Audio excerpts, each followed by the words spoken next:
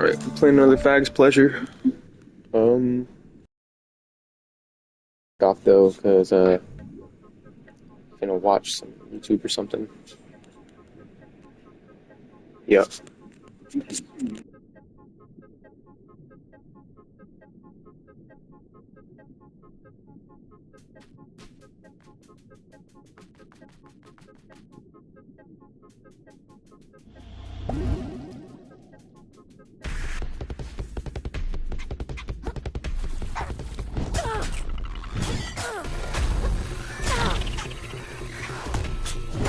Yo, this game is ass, bro. What the fuck? Oh my fucking god, man. This is fucking horrible.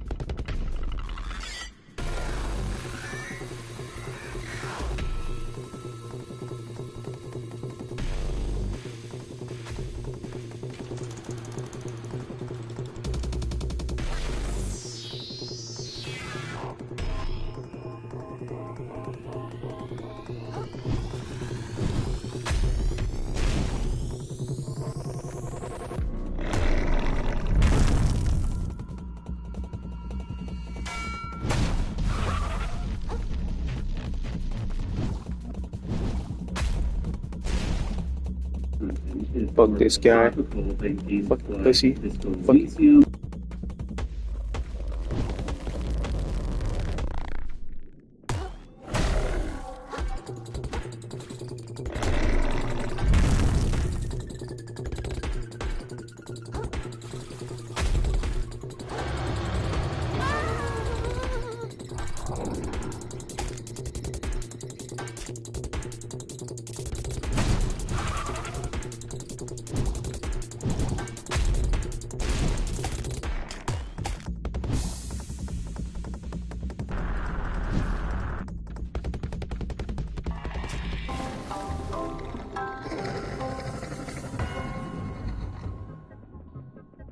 Haha, loser. Arriving as trophy earned. Fucking pussy. Fucking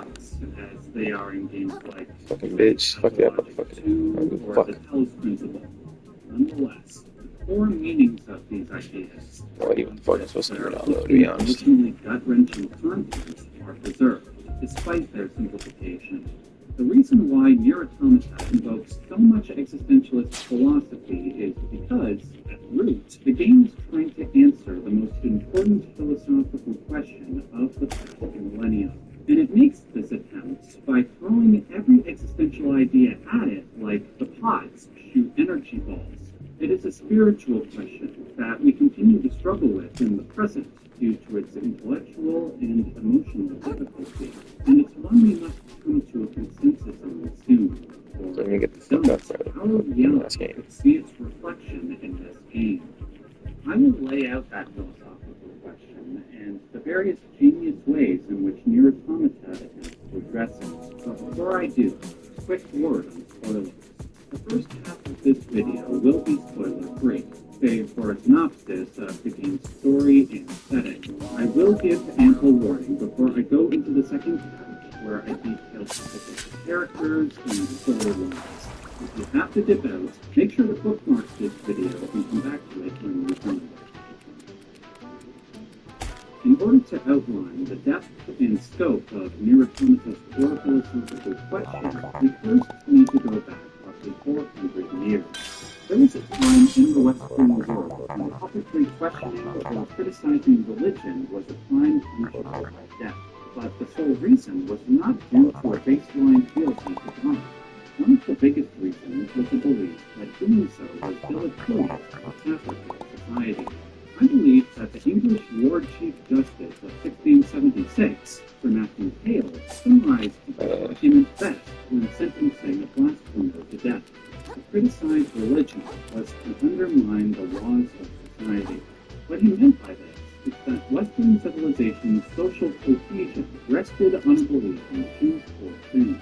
One is that humans were flawed and broken, but the second is that by trying to emulate God, specifically the ideal set by Jesus Christ, one might redeem, therefore, nature.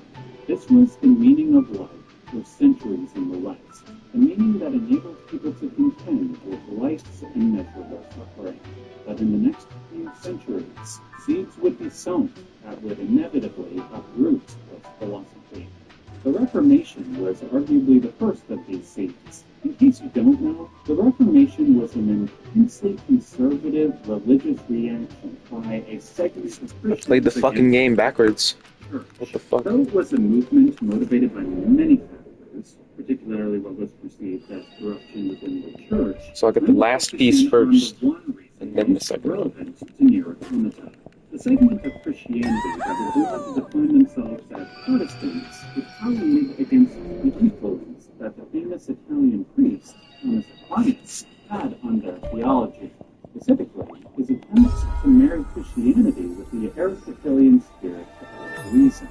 The Protestants, led by Martin Luther, believed that God had absolute sovereignty over our existence, and any attempts to introduce reason into that would undermine God's plan.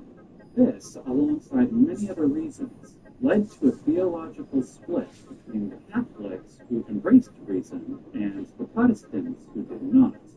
For the next century and a half, the Enlightenment philosophers who embraced reason warred over whether or not it should be married with faith in a higher power, or if reason negated the existence of God entirely.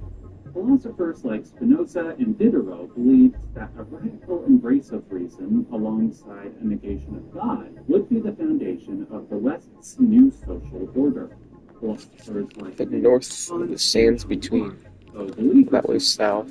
were skeptical about the human capacity to operate purely on reason without God, Wait a minute. our inherently flawed nature.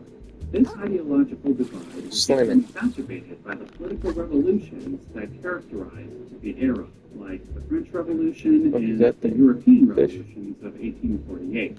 Radical rationalists saw these revolutions Fuck even am I, as a actually? concrete expression of social progress, while more conservative thinkers saw the bloodshed of these wars as proof of the insufficiency of reason. As the philosopher Edmund Burke argued, humans have neither leisure nor knowledge sufficient to reason right. Will not honest instinct Oh, I do no damage. How do I do no damage? Then came the forerunner of this ideological war. The Speed up, piece of shit. Sits at the foundation of Nier Automata, Friedrich Nietzsche. He, a famous atheist, determined that the fruits of the Enlightenment and the advent of science had killed any credibility that religion once had, particularly of Christianity. Thus, he made the famous proclamation that God was dead and we had killed him. So some who adopt the Spinozian spirit saw this as a positive, triumphant The fuck, I've never been here Nietzsche before. was far more pessimistic, even displaying sympathy for the likes of John Locke's perspective in this regard. What even is this? create their own values in a world that was devoid of God or meaning, he didn't think that he would be able to do it due to our inherent imperfection. Thus, he predicted in his book, The Will to Power, that attempts to craft our own values would result in bloody conflict. Prediction that comes frighteningly from the This is an incredibly basic overview of an enormous philosophical problem with no universal answer.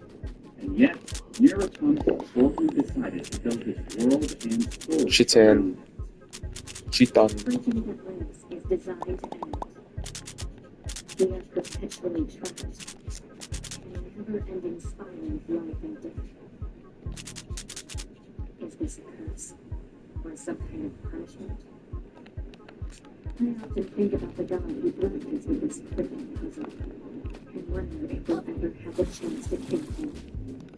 These opening lines are a perfect summation of this ideological conundrum. It encapsulates the resentment that arises from this need for God to give meaning to life's suffering, despite the fact that this God, if he exists, remains invisible and silent. In his absence, one has four choices.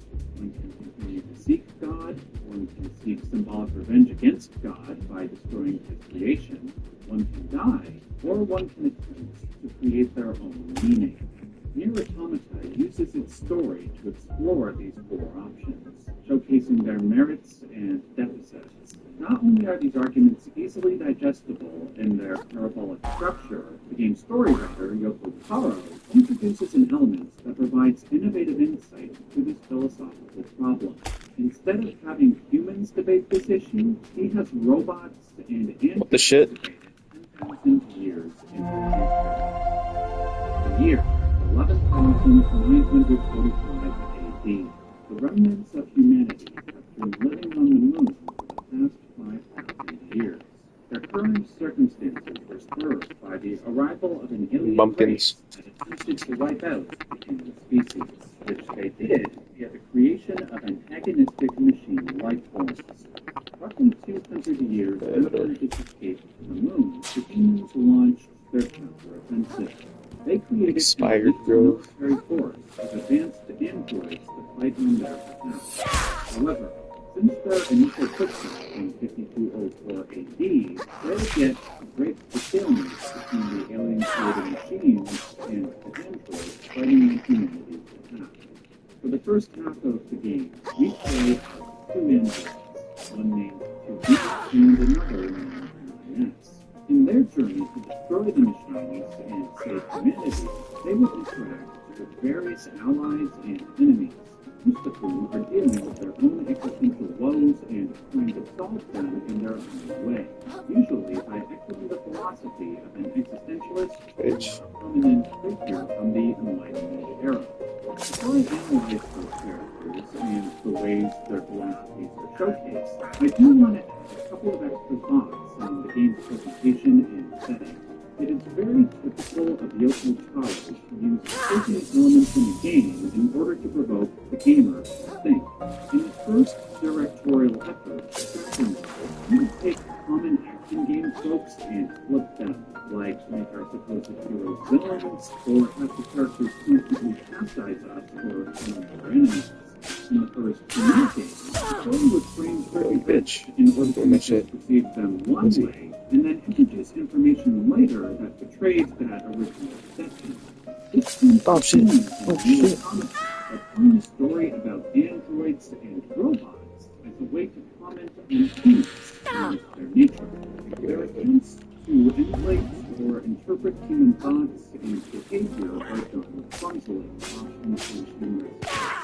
This immediately puts the gamer in a philosophical mindset, making them wish they could interject and either suggest the correct way to behave or at least an alternative.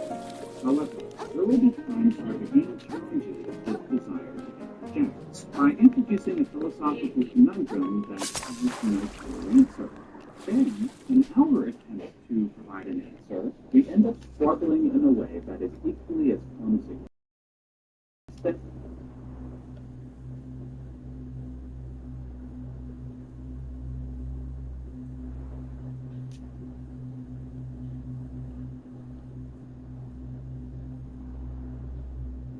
You're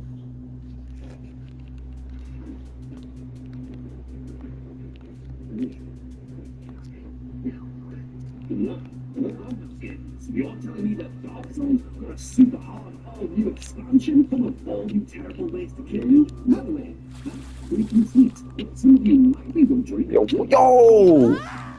It means you and your mom.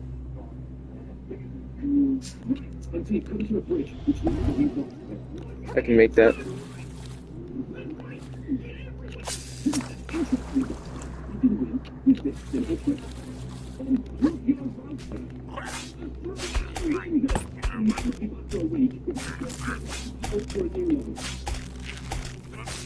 Okay, what the signal?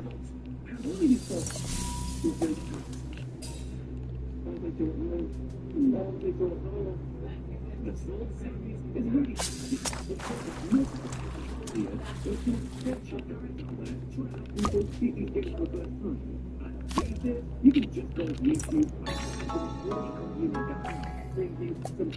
Minus 20 defense is flazy. So bad. Already got negative defense in this John.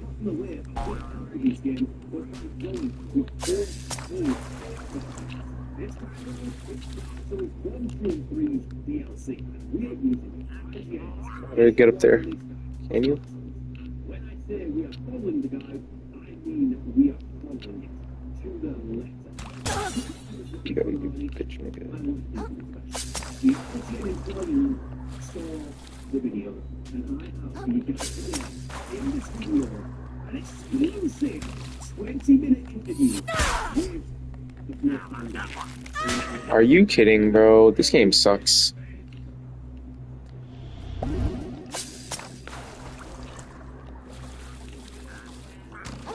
There is one more time for all of you. God, this is so nice. If the guy says something ridiculous, like you need to get this off, that's what I'm going to do. And another thing that I want to point out is this is the finale of the Dark Souls IGN series. And what?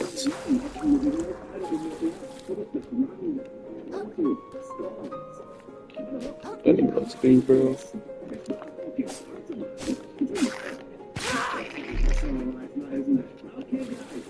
It's the beach, bro.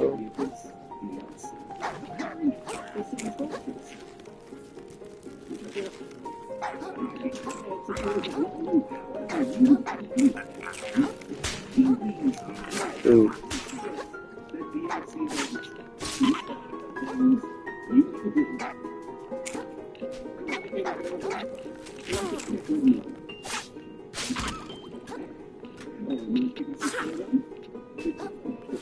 What the fuck? This game sucks.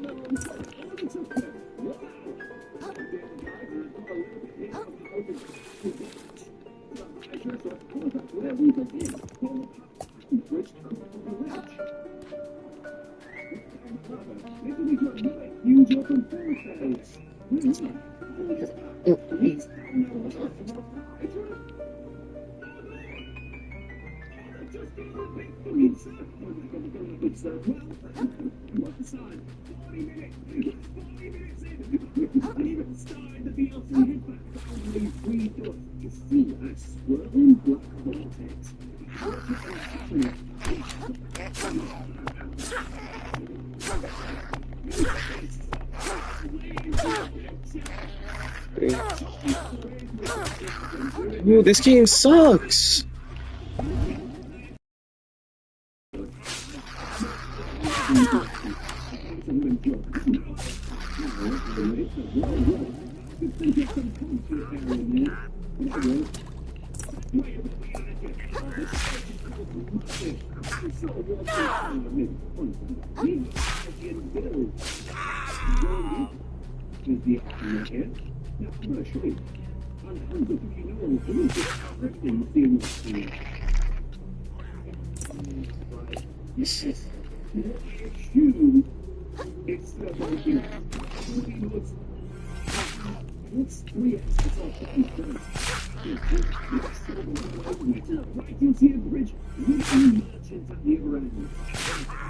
Anything that does damage.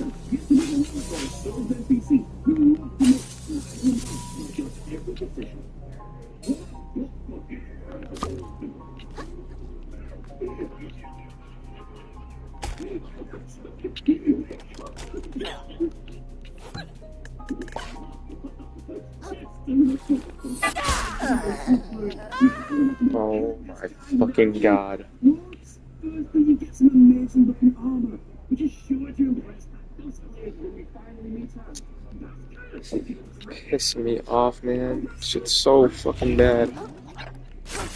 I never bought this fucking trash ass game, bro. Oh my god, that is. It is the first gate for Artorias of the Abyss. If you are racing with your much there's something else you can do. It's not skin. Oh. What's the help? Wait.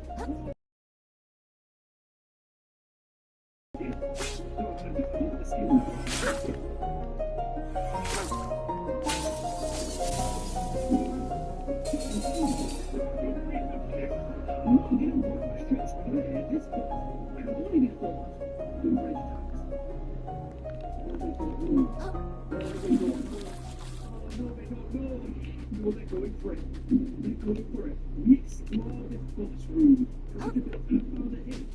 There's an orange NPC visitors there. It's the time of all these.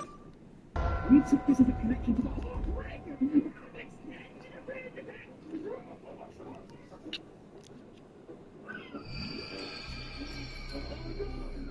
What's the critique finally managed to fight back? But now there's also another issue of safety. The tutorial controlling the damage. Bullet! Hold on. We spotted them before. Should I come? This box room. Yeah, game over. Okay. That's this game, I'm done. This game sucks.